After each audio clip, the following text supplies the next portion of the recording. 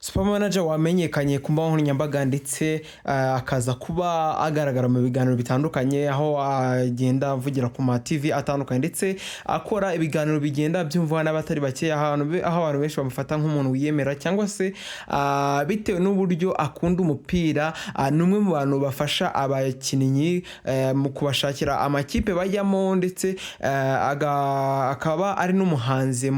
ku rundi ruhande. Yaje kuba yajyana MTN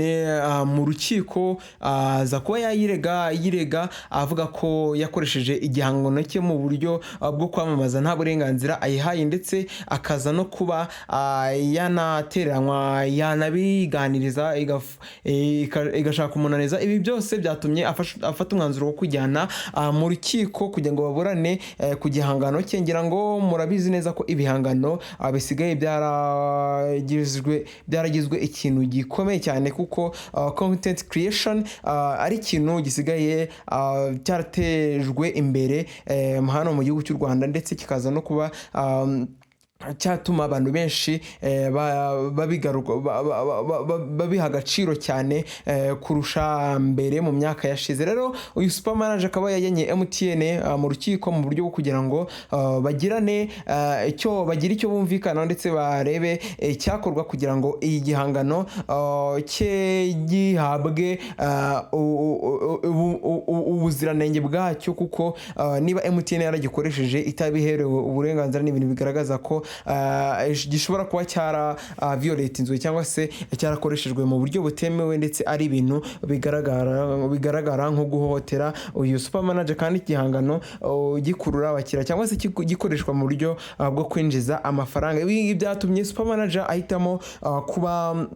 yajyana MTN mu rukiko mu buryo bwo kugira ngo hafatwe umwanzuro muzima niba iyo ndirimbo irahanagurwa cyangwa se niba ari n'amafaranga bayamwemerere kuko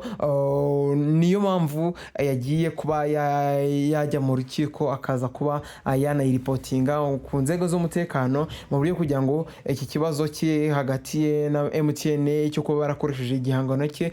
gikemurwe mu buryo bw'amategeko ndetse hakurikijwe ubutabera. Rero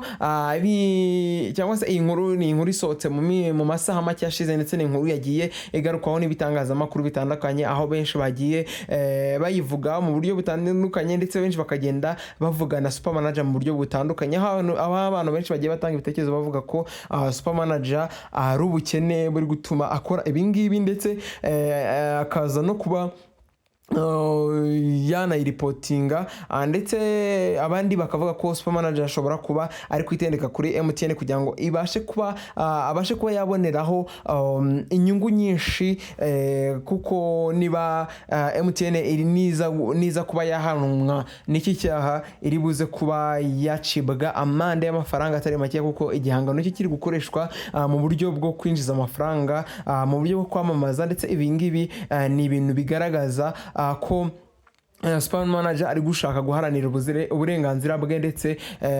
gushaka uburyo igihangano cye cyahabwa agaciro